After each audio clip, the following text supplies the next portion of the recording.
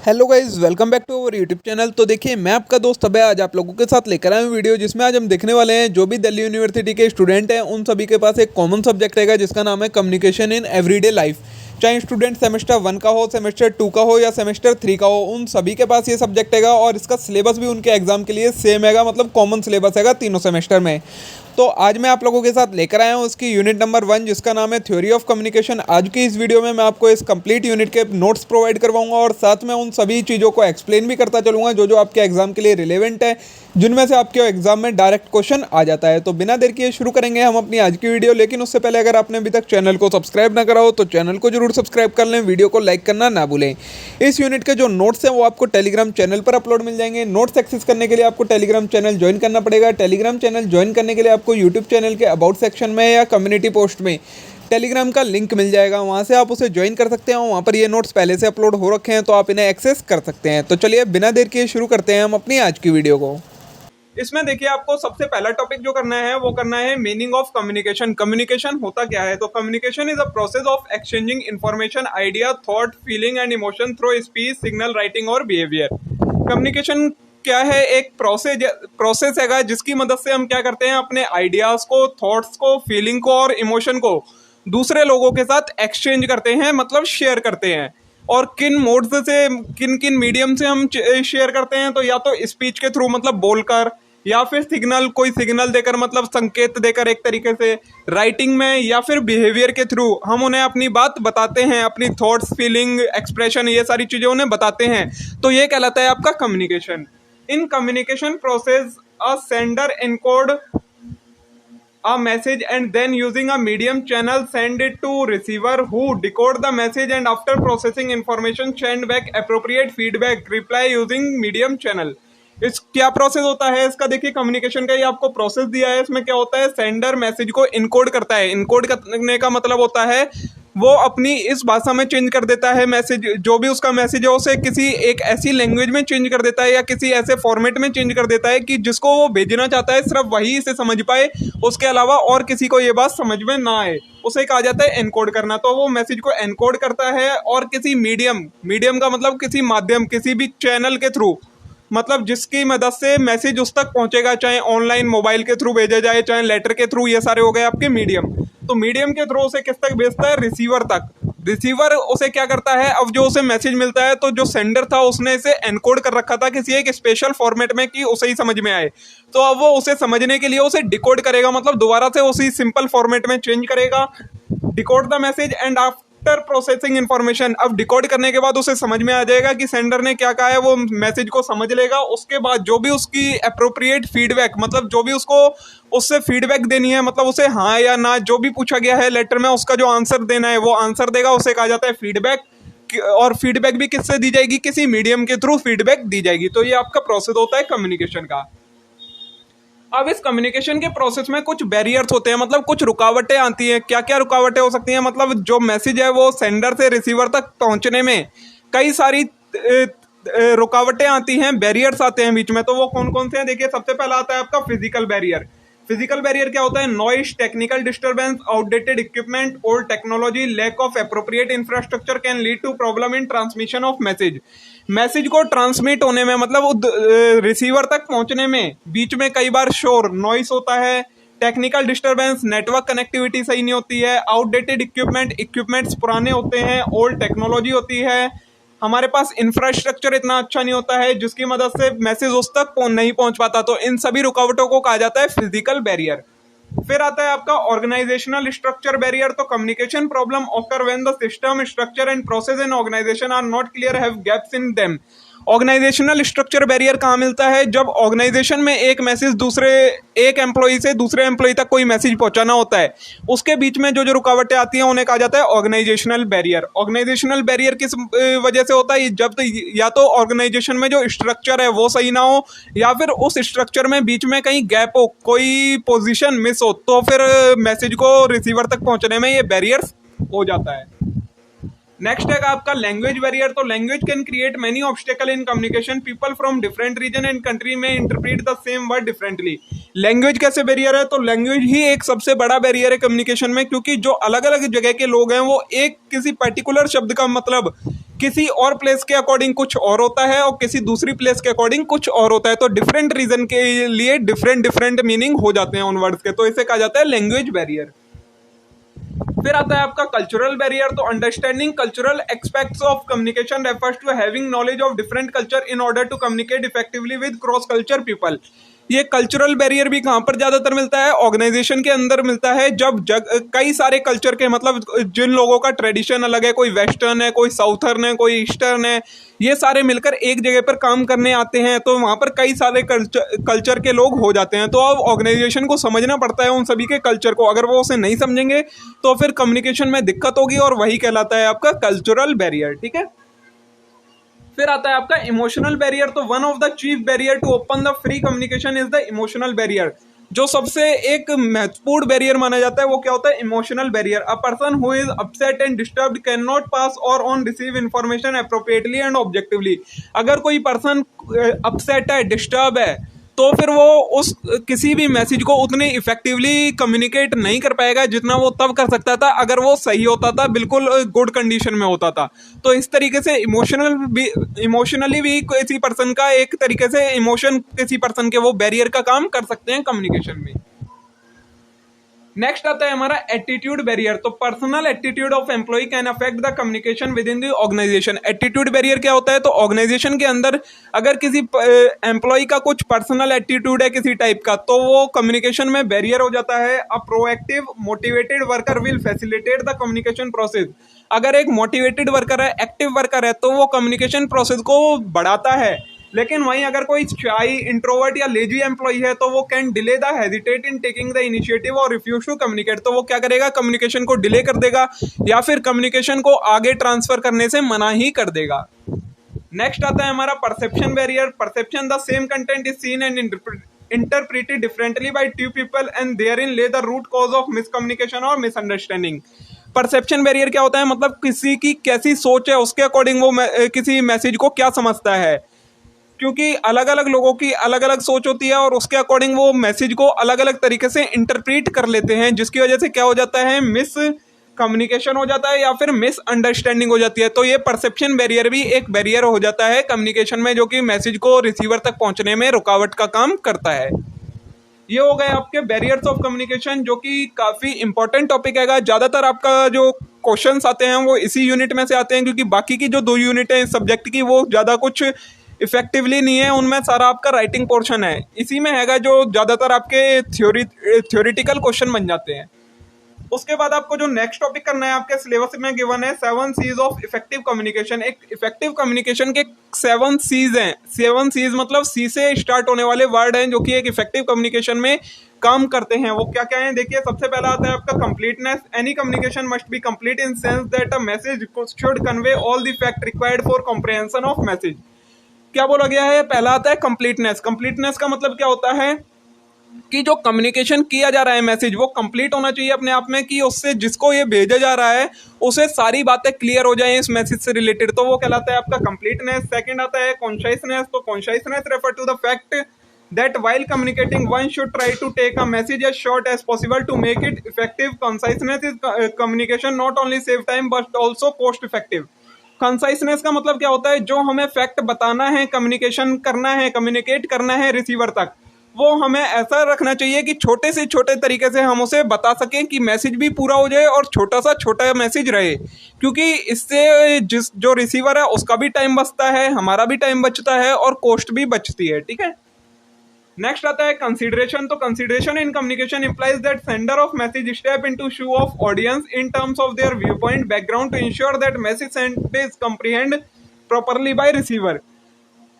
Consideration का मतलब क्या होता है कि जो मैसेज को लिख रहा है या भेज रहा है उसे उस व्यू पॉइंट से या उस बैकग्राउंड को लेकर सोचना होगा जो कि रिसीवर का व्यू पॉइंट होगा, क्योंकि तभी वो मैसेज रिसीवर को अच्छे से कम्युनिकेट हो पाएगा, वो उसे अच्छे से समझ पाएगा जब सेंडर उसे रिसीवर के व्यू पॉइंट से लिखेगा। ठीक है, नेक्स्ट आता है हमारा क्लैरिटी। तो clarity in communication implies that message should be clutter free as possible and that is easily understandable. Clarity का मतलब तो आप लोगों को पता ही है कि मैसेज कैसा होना चाहिए, क्लियर होना चाहिए कि कोई भी उसे आसानी से समझ सके, जिसे भेजा जा रहा है वो रिसीवर को ज़्यादा कोई प्रॉब्लम ना हो उस मैसेज को समझने में। नेक्स्ट आता है कॉन्क्रीटनेस। तो concreteness in communication implies being particular and clear rather than fuzzy and general. Concreteness का मतलब क्या होता है कि word to word, topic to topic हमें बताना है, फालतू की बातें नहीं देनी है मैसेज में। जितना मैसेज हमारे काम का है उतना ही मैसेज रिसीवर को देना है। There is less chance of message being misinterpreted. और अगर कंक्रीटनेस होगी तो मैसेज को मिस इंटरप्रेट करने के चांसेस कम हो जाते हैं, वरना अगर ज्यादा बड़ा मैसेज होगा तो उसका अर्थ का अनर्थ निकाल दिया जाता है, वो हो जाएगा।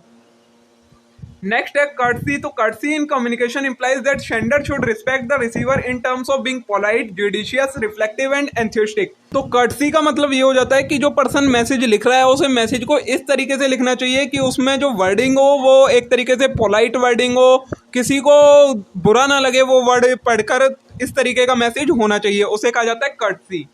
नेक्स्ट आता है आपका करेक्टनेस। तो correctness in communication implies that there is no grammatical error और no doubtness in fact and figure. Correctness का मतलब क्या होता है कि जो मैसेज दिया गया है उसमें कोई भी ग्रामेटिकल एरर नहीं होनी चाहिए, मतलब पूरा ग्रामर सही यूज होनी चाहिए। उसके अलावा जो भी फैक्ट्स एंड फिगर बताई गई हैं उनमें कोई डाउट नहीं होना चाहिए, सारी चीजें क्लियरली बताई जानी चाहिए। तो ये हो जाते हैं आपके 7 C's ऑफ इफेक्टिव कम्युनिकेशन। अगर ये सारी सातों चीजें उसमें होंगी किसी मैसेज में तो वो इफेक्टिव मैसेज या इफेक्टिव कम्युनिकेशन माना जाएगा। नेक्स्ट आता है आपका topic broad categories of communication. Communication को हमने कुछ कैटेगरीज में डिवाइड कर रखा है। देखिए, बेस्ड ऑन कम्युनिकेशन चैनल, जिस चैनल से हम कम्युनिकेट करते हैं उसके बेसिस पर हमने 3 टाइप में डिवाइड कर रखा है, verbal communication, non verbal communication और विजुअल कम्युनिकेशन। उसके अलावा based on purpose and style, जिस पर्पस से हम लिख रहे हैं या जिस तरीके से लिख रहे हैं उसके बेसिस पर हमने डिवाइड कर रखा है फॉर्मल एंड इनफॉर्मल कम्युनिकेशन। अब इन सबको डिटेल में देखना है। देखिए, वर्बल कम्युनिकेशन क्या होता है? तो verbal communication involve use of word and language in delivering the intended message. जब हम किसी कुछ वर्ड्स का यूज करके या किसी लैंग्वेज का यूज करके कोई मैसेज किसी पर्सन तक पहुंचाते हैं तो उसे कहा जाता है वर्बल कम्युनिकेशन। वर्बल कम्युनिकेशन के 2 पार्ट होते हैं, रिटन कम्युनिकेशन, ओरल कम्युनिकेशन। ये आपको बहुत अच्छे से पता होंगे। रिटन कम्युनिकेशन में क्या क्या आता है? Letter and document, email, report, handbook, brochures, various chat platform, SMS and any form of written interaction between people. Written communication में वो सभी चीजें जिसमें हम मैसेज को लिख कर देते हैं किसी पर्सन को, वो सारी चीजें आती हैं आपकी रिटन कम्युनिकेशन में। The effectiveness of written communication depend upon writing style, grammar, vocabulary and clarity.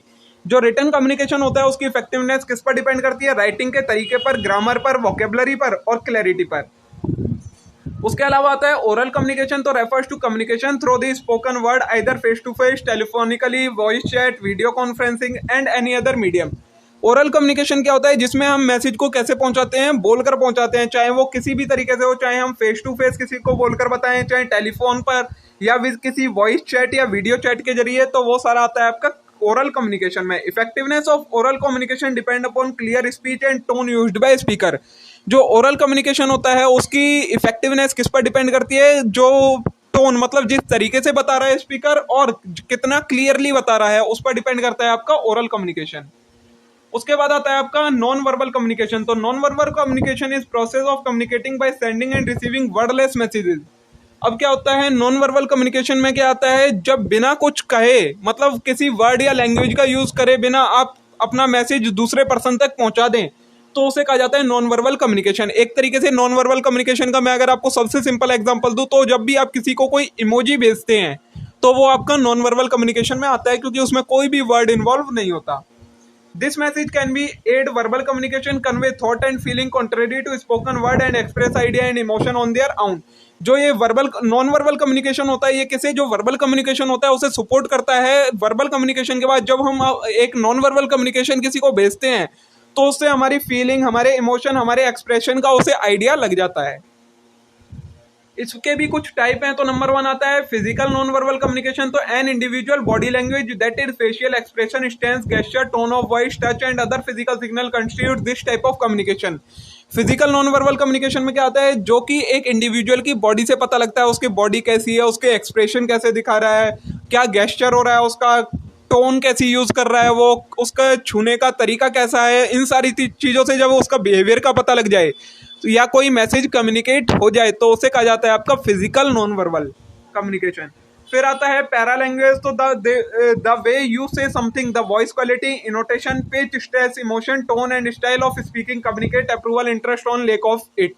Para language में क्या आता है? जब आपके बोलने के तरीके से किसी को पता लग जाए, मतलब आप जैसी टोन यूज कर रहे हैं, आप जैसी वॉइस यूज कर रहे हैं, इमोशन जो आप शो कर रहे हैं, बोलने का तरीका किस तरीके का है, उससे पता लग जाए किसी पर्सन को आपका मैसेज, तो उसे कहा जाता है पैरा लैंग्वेज। नेक्स्ट आता है एस्थेटिक कम्युनिकेशन। तो art form such as dancing, painting, sculpture, music are also means of communication. Aesthetic communication में क्या आता है, जब आपको डांसिंग के थ्रू, पेंटिंग के थ्रू, स्कल्पचर, म्यूजिक, इन सब चीजों के थ्रू पता लगे कोई मैसेज के बारे में, तो उसे कहा जाता है एस्थेटिक कम्युनिकेशन। नेक्स्ट आता है अपीयरेंस। तो appearance is usually the first thing noticed about a person. जब किसी पर्सन की अपीयरेंस, दिख कैसा रहा है, उससे कोई मैसेज के बारे में पता लगे, कुछ कम्युनिकेशन हो, उसे कहा जाता है आपका appearance non verbal communication. Next आता है सिंबल। तो जैसे कि रिलीजियस सिंबल होते हैं, स्टेटस होता है, ईगो बिल्डिंग सिंबल होते हैं, इन सब से कोई मैसेज का पता लगता है, तो उसे कहा जाता है आपका नॉन वर्बल कम्युनिकेशन।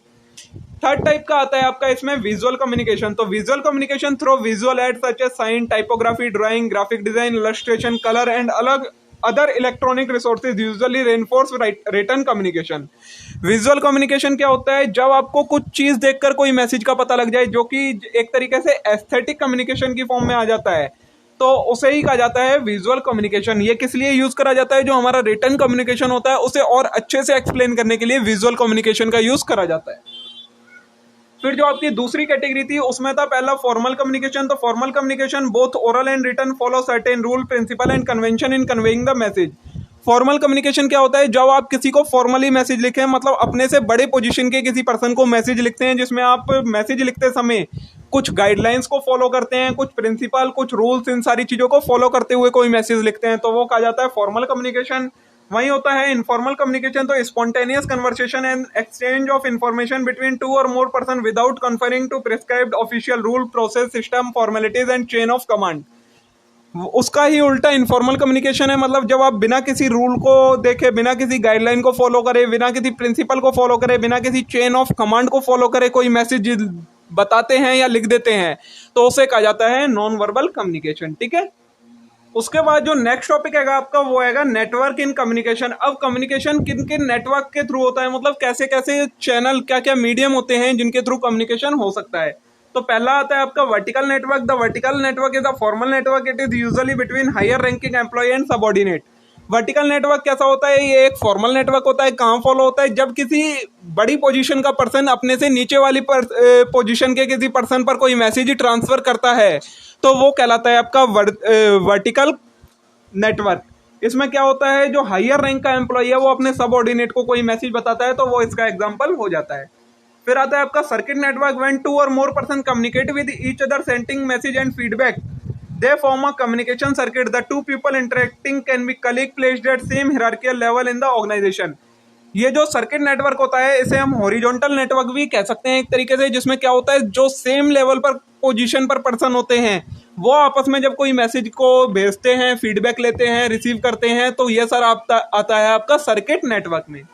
नेक्स्ट आता है आपका चेन नेटवर्क। इसमें क्या होता है, the communication pattern that follow the chain of command from senior to junior is called chain network. Communication start at the top and work it down to different level of employ. देखिए vertical network में क्या होता है, एक person से दूसरे level तक information पहुंच जाती है, वो हो जाता है आपका वर्टिकल नेटवर्क। वहीं क्या हो, जो टॉप लेवल का पोजीशन पर कोई पर्सन है वो अपने से नीचे वाले सभी लोगों को कोई मैसेज बताना चाहता है, तो वो जो मेथड फॉलो करता है वो कहलाता है आपका चेन मेथड, जिसमें ऊपर वाले लेवल से नीचे नीचे वाले लेवल तक इंफॉर्मेशन ट्रांसफर होती जाती है। जैसे कि कंपनीज में जब कोई टॉप लेवल का पर्सन होता है, टॉप पोजीशन का, वो अपने से लोअर लेवल के वर्कर को कोई मैसेज पहुंचाना चाहता है, तो जो मेथड फॉलो होगा वो होगा चेन नेटवर्क का। नेक्स्ट आता है आपका व्हील एंड स्पोकन नेटवर्क। तो this is an organisation where there is single controlling authority who give instruction and order to all employ working under him. Wheel और spoke network क्या होता है, एक ऐसा नेटवर्क जिसमें सिर्फ एक सिंगल कंट्रोलिंग पर्सन होता है, वो सभी को कोई इंफॉर्मेशन देता है और उनसे फीडबैक लेता है, तो वो कहलाता है आपका व्हील या स्पोक नेटवर्क। नेक्स्ट आता है स्टार नेटवर्क। तो star network has a multiple channel of communication open between all member. Star network सबसे इजी नेटवर्क होता है। इसमें क्या होता है, कोई चेन फॉलो नहीं करनी है, कोई कुछ फॉलो नहीं करना है, जो पर्सन चाहे जिससे कम्युनिकेट कर सकता है, चाहे जिससे कोई मैसेज ले सकता है, चाहे किसी को फीडबैक दे सकता है, वो कहलाता है आपका स्टार नेटवर्क। तो ये आपके 5 नेटवर्क थे जो कम्युनिकेशन में यूज होते हैं। 5 तरीके थे जिन जिन तरीकों से कम्युनिकेशन हो सकता है। और इसी के साथ दोस्तों आपकी ये यूनिट कंप्लीट हो जाती है। आपको इस यूनिट में सिर्फ इतना ही कंटेंट करना है, इतनी सी यूनिट है, इसके अलावा आपके सिलेबस में और कुछ भी गिवन नहीं है, ना ही आपको करने की जरूरत है। बहुत छोटा सा इसका एग्जाम आता है, तो इतना अगर आप कर लेते हैं, जितना मैंने लिख कर दिया है इतना लिख देते हैं, तो आप बहुत अच्छे मार्क स्कोर कर सकते हैं। मे भी आज की वीडियो आप लोगों को पसंद आई होगी। अगर वीडियो अच्छी लगी हो तो वीडियो को लाइक जरूर करें, चैनल को जरूर सब्सक्राइब करें, वीडियो को अपने सभी दोस्तों के साथ शेयर जरूर करें। Thank you. अब हम मिलते हैं नेक्स्ट वीडियो में।